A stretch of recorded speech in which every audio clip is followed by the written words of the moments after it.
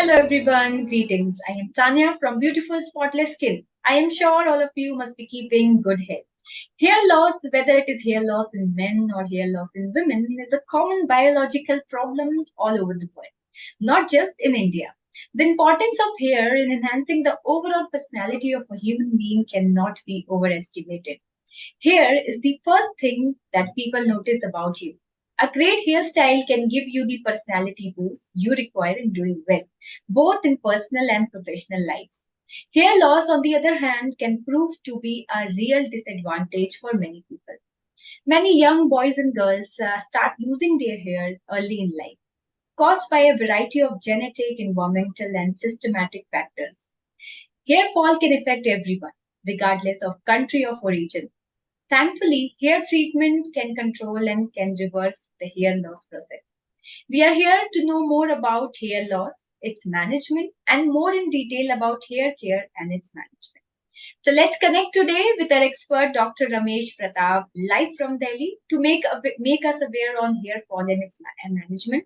Dr. Ramesh is a well-renowned and a board-certified dermatologist. He completed his MBBS in dermatology from AIIMS. He has more than 10 years clinical experience and has also done more than 500 FUE in hair transplant. Thank you so much, Doctor, for joining us today, and we are delighted by your presence. Thank you, Shania, for having me. Doctor, so as we are going to talk about a very important topic, that is hair loss, how we can manage the hair loss, how we can treat the hair loss. My very first question to you is that why does basically hair loss occur? See, when you talk about hair loss, so there can be so many reasons for hair loss. It can be as simple stress or simple part of being aging, or it can be part of some very serious systemic disorders. So usually we see nutritional causes and aging and genetic causes which we see in day to day, but there are other causes which can be involved with systemic illnesses, as I have mentioned, and it can be part of some infections. It can be due to. So there are many causes, but most commonly we see as part of endogenetic alopecia, which is having genetic component as well as some environmental factors which can worsen it, and other causes being some stress or some type of any type of stress, like it can be some illness like typhoid, or it can be mental illness, like we call it, which can lead to telogen effluvium, or it can be what we see like alopecia areata, which is a system autoimmune disorder which can involve the hair. And apart from that, in children, we usually say the infections like fungal infection which can lead to the hair loss. So there can be many hair causes of the hair loss. So these are to name a few. Okay, so that means, doctor, there are many causes of hair loss, be it genetical or be it, some kind of illness, as you said. Doctor, when we talk about who is affected by hair loss, the youngsters or, as you also mentioned, sometimes the children as well. So if we talk about who is affected by hair loss more, and is hair loss preventable? Yes, so it would depend on the cause of the loss as I have mentioned. So if there is an infection is a cause, we can definitely treat with the antifungal or some other antibiotics. If there is a bacterial infection causing it, if there is endogenetic alopecia, then we have very good medication now available: finasteride, minoxidil, PRP therapy is there. Even if hair loss is so progressive, and there is a patch visible, then we can do hair transplant. But you are talking about prevention, so yes, we can prevent.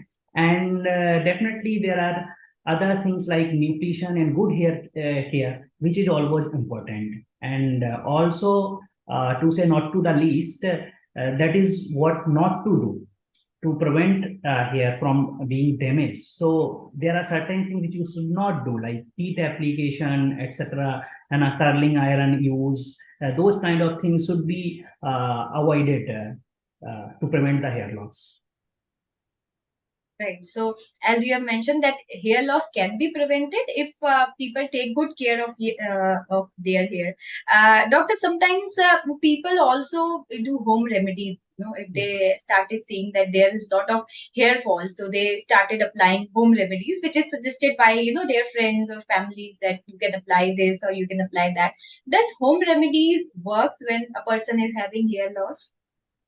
See, as I have told you, it would depend on the cause of the hair loss, and there are so many type of hair loss, the causes for hair loss. So, if somebody coincidentally implying the right thing, which is going to work for that kind of, or it has the work, that person is having similar kind of the problem, and it has worked before earlier, then that person can use that home remedy, and it might work. But I have also seen people coming to me with having a irritant or allergic reaction with that home remedy, and sometimes it might lead to the permanent hair loss. So one should be very cautious regarding home remedies, because everybody is applying different kind of, every day you can find a new home remedy. So I would not advise for it, but if somebody wants to try, then they can. Right. So there are so many home remedies which are available, and sometimes our friends also suggested that we have applied that, and you should also apply that. But it can be reverse as well, because hair loss, as you said, the reasons of hair loss can be different and different Yes. And people. if supposedly you are suffering from, we call it scarring alopecia, so it would be that kind of alopecia disorder, it would be damaging your hair from roots. So there is permanent hair loss. And if you have wasted that crucial part of time uh, using the home remedies, and many more hair follicles have been destroyed during that time, so that might lead you that permanent hair loss for the rest of your life.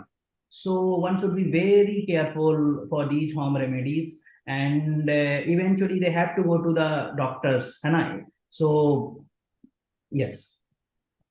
Yes, so one should be very precautionate when they are using home remedies, because, as doctor said, that hair loss causes are different for different people. Doctor, many a times, sometimes people comb their hair and there is a great hair loss, and they said that we don't want to comb it, because when we comb it, there is a lot of hair loss. So, how much hair loss we can say is normal for a person, and how much is actually, we can say, a problem? Okay, so there are two things, and it would also depend on the disorder, underlying disorder. So usually when we talk about hair loss, we talk about the telogen effluvium disorder, and in that up to, we say, 50 to 100 up to hair loss per day, it is normal. But that would also depend on the number of hair and age of the patient. So if the hair loss, number of hair have been increased, sudden increase in the hair loss is there, person can see the visible hair coming out from the scalp, so that might be abnormal. And that would also depend how much hair loss you are having earlier. So relatively, if the hair loss has increased, or there is a visible progression, right, in the baldness, so that these kind of certain things are to be watchful. And you should have a consultation with a doctor if you are having that kind. But up to 20, 25, I would say it is usually normal. There is nothing to worry Okay. about. Yeah. Okay. And doctor, when we are talking about hair loss, many a times our hair also falls in the shower. So should we wash it less? Is it like that? And how many times in a week should a person wash their hair? See, there are two things one should understand. One is it's very important to clean the hairs, keep it clean, and scalp should be clean, right, healthy. Otherwise, there is inflammation, and which in turn might lead to, after inflammation, might lead to hair loss. And second thing is that if you are too rigorous with the use of detergents, or you are using too much heat during the shower, or you are vigorously applying those detergents over the hair area, so they can physically damage the hair. So it should be, I would say, there should be a balance. So one should not use very harsh shampoo. They should be using mild shampoos, And another thing, heat should be avoided as much as they can. And third thing I would say, you should let it dry here, not via blow dry. You should not use blow dry, and let it dry via on its own, or gentle rubbing should be there. It should be very gentle if you want to use towels, because wet here they are very much prone to damage, and they are prone to shedding, hair fall, or break to be broken. So we have to avoid that. Other than that, I would say if you want to do head wash daily, up to daily you can do once daily, but with gentle, as I have told you.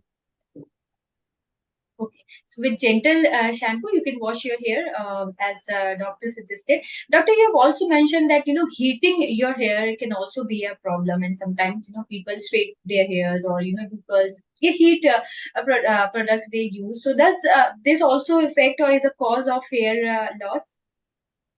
Yes, definitely, because what happens when we use high amount of uh, heat, so there is damage to the hair, and the hair expands and then it contracts. So there is the tensile strength that decreases with the time, and there is damage to the cuticle also with the heat. So cuticle protects, and it gives the shines, and it also protects the cortical part. So eventually the cortex also get damaged if you are using too much of heat. So one should avoid using heat. Okay, so that means heating is a problem and is a cause of one of the cause Mild of. heating is not a problem, but you are using too much heat, then definitely it's a problem. Okay, that means if somebody is eating regularly, Yes.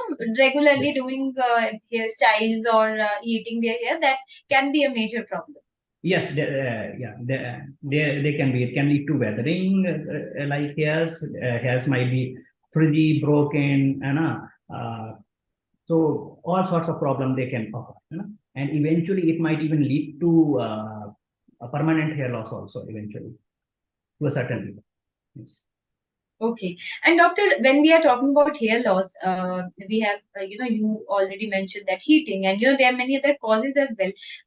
Dandruff is another cause, or people who have a lot of dandruff. Is it like that it is if somebody is having dandruff, can it be a cause of hair loss? Dandruff can be a cause of their hair loss. Is it like that?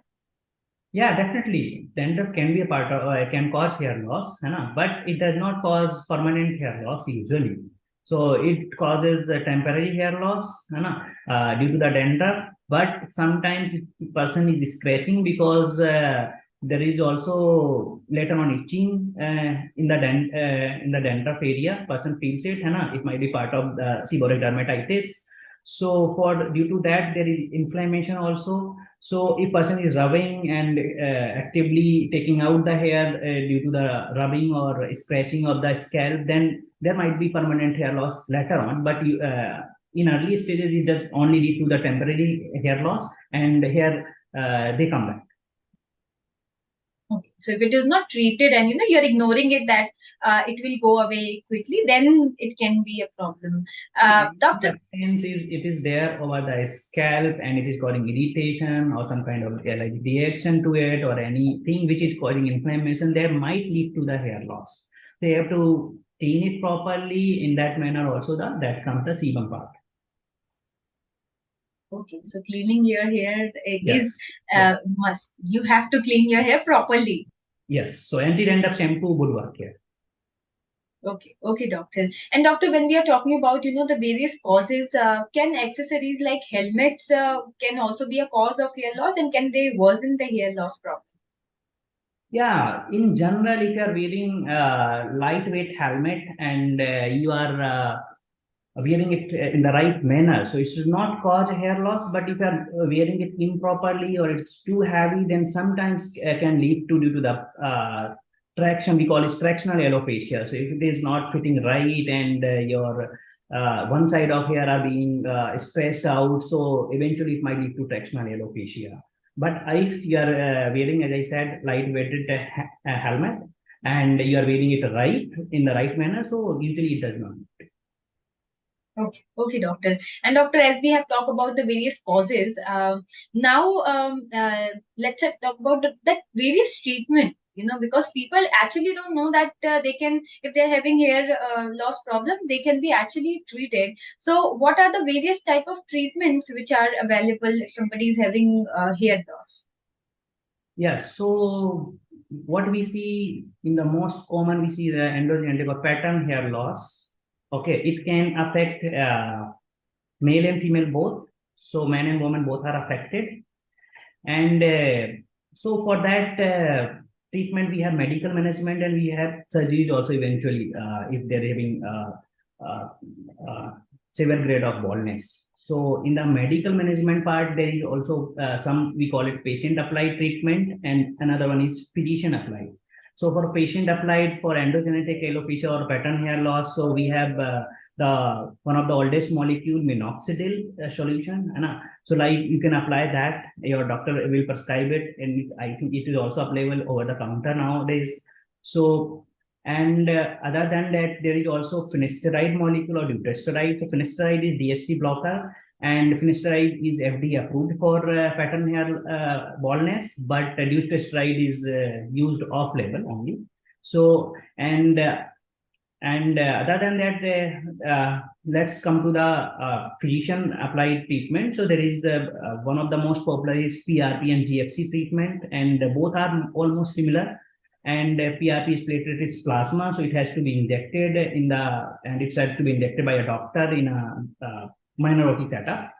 And apart from that, there is exosomes therapy. Newer treatments are there: exosomes, stem cell therapy, nanofat, and derma roller or microneedling. So there are, and nowadays there are threads also. So there are newer treatments, and all of them are not proven till now. So these kind of treatments we can do to prevent it, and if there is a permanent, there is total miniaturization of the hair follicles, and there is no roots are available. Like you see, there is skin is shiny and no hair follicle is visible there. So there we can do that. We can go for the surgical method as a hair transplant. Okay, And so that, yes, please continue. yes, and so that is the for the pattern hair loss. And if there is a cause of some systemic illness like for telogen effluvium, so here they are going to come back on its own also, and but we can help it out with giving proper nutrition and minoxidil and all. So that is for the telogen effluvium, and counseling is very much needed for these kind of patients because they see like 200 hairs they coming out from the scalp suddenly. Yesterday till I was totally well, and today I'm having these many here. So though, but they are usually self-limiting, and self-recovery is there. And other than that, there is alopecia areata, and it's a autoimmune disease, and that is also quite common. And it can involve almost all age group patients. So from child to adult, we can have this disorder, and there is the autoimmune disease. So we have to immunomodulators and immunosuppressive drugs like intraluminal steroid or topical applications or systemic corticosteroid drugs. These kind of medications now we have the extet inhibitor, tofacitinib. So they are being used, and they are very successful treatment. And if you are having somebody having infection, so we can treat the infection as I said in the earlier. So it would depend on the, as I said, the cause of the underlying disorders. And if there is a nutritional deficiency, then definitely nutrition supplements should be there. Okay, so that means there is a proper treatment of hair loss problem. If somebody is having hair loss, they can definitely go and go to a dermatologist because they know better that what are the various causes, and they can find out that what is the main reason that you are having so many hair loss. So hair loss can be prevented, as doctor said. There are so many medical options as well. Doctor, we also have some live viewers question who are watching this live right now. So there's a question from Pooja Sharma asking, Doctor, how can I add volume to my hair? Again, I would have to say if you are having less of the volume, so probably she is suffering from pattern baldness because there is a thinning is a part of that disorder, a pattern hair loss. You know? So in that, because there is also thinning and there is after thinning there is a sparkling gap is visible, in the central. So that is there. So we have good medication for that. Apart from nutrition, good nutrition is always important, and preventive step, what not to do, they are also there, as I have told you in the beginning. And apart from that, after making a proper diagnosis, so I think the minoxidil and finasteride, if she is postmenopausal, then these medication would work fine. Okay. And doctor, there is another question from a viewer asking, how can I maintain color treated hair? Okay, so color during the coloring, there is also damage to the cuticle is there, and later on to the cortex. So if colors they cannot, if a person has to apply the color, so after that a person should avoid heat, as I have mentioned. So one state you have already caused to the hair, so another state you should not be causing of the to the hair, right? So you should avoid heat, and you should avoid mechanical trauma, vigorous washing, mechanical trauma, and you should wait for drying of the hair before combing, because during the wet stage, combing can also lead to the increased fragility and increased mechanical damage to the hair. And apart from that, good shampoo, mild shampoo, and conditioner, they are to go. Okay, that means taking proper hair care is also important. Doctor, talking about hair care, if somebody is having a good hair care routine, is it like that, that if somebody is treating their hair properly, a proper hair care routine can lessen the hair loss? Sorry. They can control the hair loss if somebody is having a proper hair care routine. Yes, it's definitely. It will avoid the stress and the damaging part of that process, and you are not having any underlying disorder, then definitely it will be taken care of. Healthy hair care routine is very important. Yes, yes, right, doctor. And doctor, when should a patient with hair loss go for a surgical treatment like transplant? Yeah, so see, hair transplant is a aesthetic procedure, right? It is done due to the person is if having conscious being conscious due to the hair loss or baldness. So if baldness is visible, there is a visible patch of alopecia is visible, and under we have to look for the underlying cause. And underlying cause is endogenetic alopecia, for which it is mostly done. Like if there is cause of alopecia areata, then one should not go for hair transplant. So as I said earlier, the correct diagnosis is very important before starting any kind of treatment, because you have, if there is a alopecia areata, then it is not the right treatment for it, right? So, so if there is a endogenetic alopecia and there is a say grade for baldness, then person can definitely go for hair transplant, and results are very natural, and they are permanent kind of results are there. So if there is person is psychologically or socially affected by it, or his professional capabilities are affected by it, the hair loss, then that person can definitely go for the hair transplant. But as I have mentioned, underlying disorder is very important. Okay, right. So when we are talking about transplant, doctor, are there any types of hair transplant surgeries as well? Yes, yeah, there are definitely two types of majorly we want to categorize. So one is we call FUT, being I would say the older type of surgery, when there was the surgeon would give a cut to the occipital area here and take out the chunk of tissue, including scalp skin along with the hairs, and then they will dissect those hairs and put it into the recipient area. And another one is follicular unit. So in that, the surgical mark would be there, right? Scar would be there, right? And another one is my newer technique is FUE. So that is follicular unit extraction, and that in that we take out just the hair follicle, right? We have a some instrument, we call it punch. So we, with the help of punch, we take out that hair follicle around. So there is a follicular unit we take out, and then we place the follicular unit.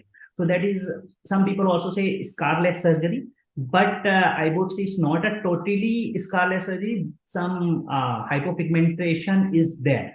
over that area where from where we take out that graft, but it is not visible. So some people call it scarlet surgery because this is very tiny area, and if you are having this much of hair, then it won't be visible at all. So that is another technique, and sometimes we have to combine the both of them techniques to extract more number of graph if we are not able to with one simple technique. So these are two basically major category of technique: FUT and FEU. Okay, so FUT and FUC. And as you have already expertise in, the hair transplant, I would really like to know, the questions that people might have that during the transplant, that is it safe? Is it painful? Is it like that? And because all the viewers are watching here, we would also like if you can put more highlight on how hair transplant is totally safe and, is good for the people who are actually having more hair loss.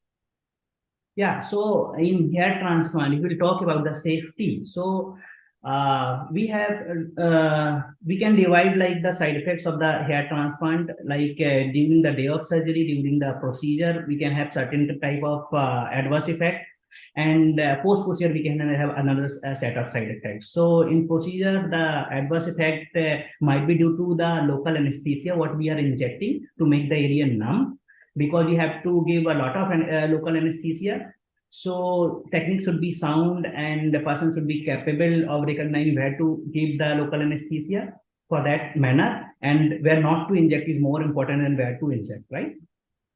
And major of the side effects or life-threatening side effects, they occur due to the local anesthesia, toxicity or allergic reaction. Allergic reactions are quite very rare, but toxicity part is quite common, and we have to give a lot of anesthesia. So unfortunately, there have been a few incidents, unfortunate incidents, but they have all occurred. None of them doctor was a dermatologist or a plastic surgeon. They have all occurred in during a saloon setup or something like that.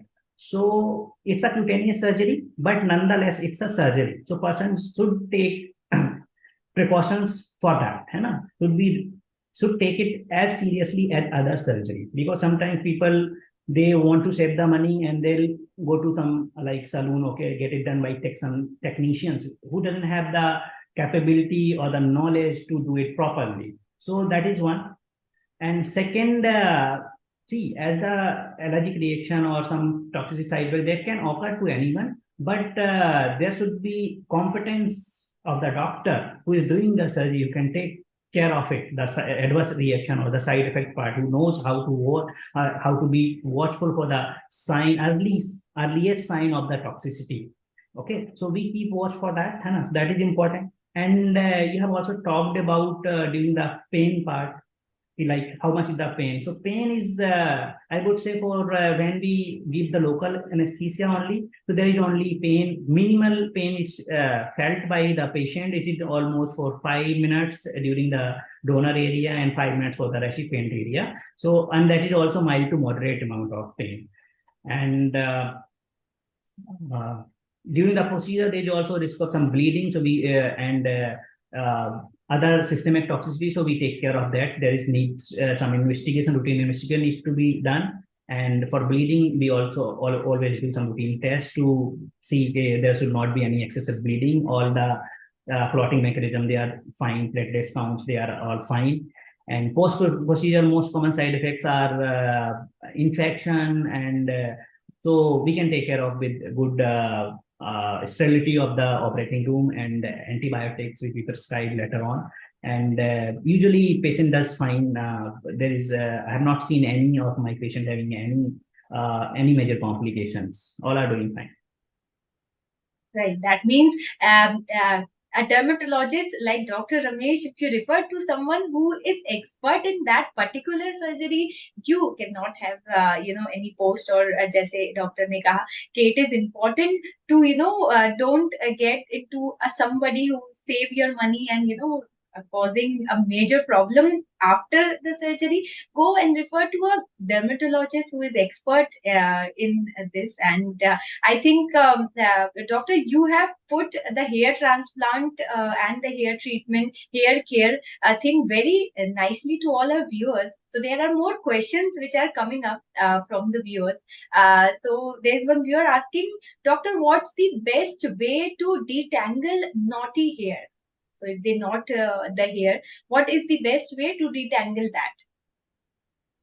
Okay, so the hair are tangled. So if you are brushing your hair, right? So you should brush from farthest end towards you go to towards the scalp, not the other way around. Otherwise, it would cause more problem. And you should try to do it on the dry hairs, not on the wet hairs, because there is more chance of breakage of the hairs. Yeah. Or you can Okay. apply. Yeah. Yes, yes, please continue. Yeah.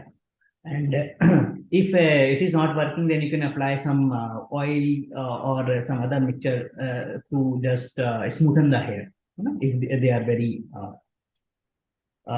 frizzy or Okay, okay, doctor. And is there any treatment for genetic baldness as well? Because a lot of people, have genetically baldness, and they actually say it that. So, it is treatable? no, see, what do you mean by genetic baldness? Because androgenetic alopecia, we call it pattern hair loss, that is also having the genetic cause. So there are other genetic conditions also where we can patient is born without hairs or born with hairs, and later on in the early neonatal stage or infancy stage they lose all of their hairs. So there are different type of conditions, and there is some treatment available for those conditions. Androgenetic alopecia I have covered already, right? And these other genetic conditions, so there is one vitamin enzyme called a biotinidase deficiency. So if there is there, so there we can biotin can work for that. So we have to see the what is the underlying cause of that genetic disorder, and we have to go accordingly. Okay, okay, doctor. And if somebody is taking dietary precautions, or if somebody is taking heavy medication, that can be a cause of hair loss as well. Yes, see, diet is always a very important part of hair growth, right? Because hair is made of keratin, which is a protein, and there are micronutrients which are needed for hair formation or growth, right? So if somebody is having following very strict diet and or very vegetarian diet, then there might be definitely a problem, right? Because there are micronutrients. Usually we don't need the supplement for the hair growth, but if there somebody is pursuing some specific diet, then it would definitely lead to hair loss. If somebody is vegan and he is vegan for long, then there will be vitamin B12 deficiency. If somebody is having Indo, then there will be vitamin D3 deficiency, right? And if person is not having enough iron, then there will be iron deficiency, and that might lead to the hair loss. And there are other micronutrients like zinc, selenium, copper, and other vitamin B complex, which can lead to the deficiency. So there are many reasons, and protein definitely can lead to the deficiency because hair is made of keratin, right? So you have to eat protein rich diet, and one should also eat a lot of fruits and green leafy vegetables because they are containing the micronutrient parts, and should not follow any one strict diet. Should try to have a balanced diet. Okay, that means a balanced diet can definitely protect your hair from falling, so you can have a good balanced diet. Doctor, there is a question from our viewer asking, how often should I wash my hair? Okay, so if a person is a man, or male, so I would tell them you can wash it on a daily basis with a mild shampoo, or if you can't, then at least wash it alternate day. And if person is a woman, then I say you can wash it every 2 days or Okay. alternate. Alternate days, if women is washing their hair, alternate days, and if a It man is should be, see, the thing is the scalp should be clean. So that is the depending on if you important are thing. having much more oilier scalp, then you might need to wash it more frequently. than the other person, right? So it should not lead to any inflammation or any accumulation of some dirt or something which might lead to some inflammation. That is the concept actually. And it should not, if you are washing, so it should not cause any mechanical trauma or any harsh shampoo should not be there, which can damage the hair. Some damage is always there with any shampoo or any washing, it would be there, but that is very, very minimal, right? So, but it should not be too much. Right, definitely, definitely, doctor. And what a wonderful session we have, insightful session, in hair care, hair causes, and what are the treatments which are available. Doctor, if I would like to know any advice you would like to give to all the viewers who are watching this live, what would that be? Okay, so I would say the eating right is one of the most important thing, right? You should have a balanced diet. You should eat each and everything. You should have a protein-rich diet and a lot of fruits and vegetables. Then you don't need any supplement, as I said. Second important thing is what not to do. So you should avoid any severe too much heat or any chemical, too harsh chemical, ironing, curling. Those kind of procedures should be avoided, or you should get it in a minimum number of time possible. And third thing would be if you are having active hair loss or there is some baldness visible or you are feeling some itching or any kind of hair loss you are seeing, or there any variation in increase in severity of the number of hairs they are falling, so you should always go to a good dermatologist and consult it with them, make a proper diagnosis, which is very important because there is not one single cause of hair loss. There are many, many, and it might be too late for you if you don't, if the correct diagnosis is not made. Right, definitely. So if you're having hair loss more than the usual hair loss, and if you're seeing changes, then you should definitely refer to a dermatologist, because as doctor said, that referring to a dermatologist is must, because there can be many hair loss causes. So do refer to a dermatologist. And doctor, before we end this insightful session, any takeaway message for all the viewers for healthy hair?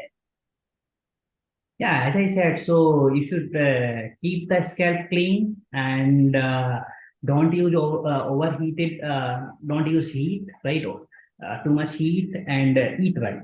That is all.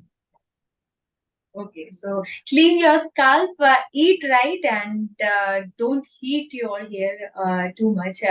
Doctor, because a lot of people style their hair, being it a boy or a girl, they use a lot of over the counter products as well sometimes. So, how it is like, the over the counter products are safe for all the men and women?